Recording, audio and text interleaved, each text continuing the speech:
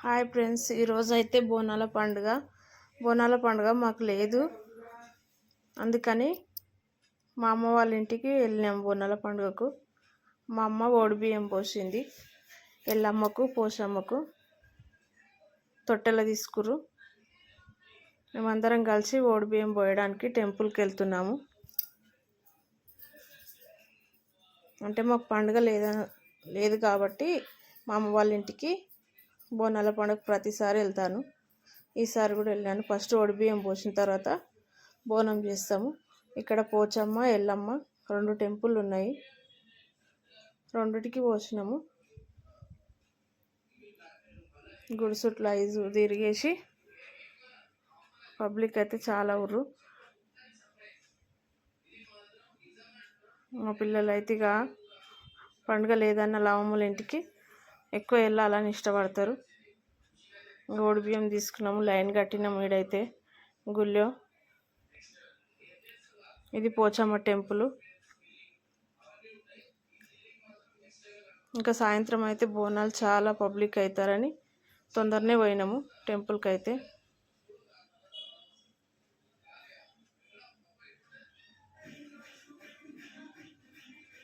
Public అయితే అంత తక్కువనే ఉండరు. ఇప్పుడైతే ప్రస్తుతానికి తొట్టెల కడతా అన్నారు. మా తమ్ముడు తొట్టెల మొక్కుకుండు, తొట్టెల కడుతుండు.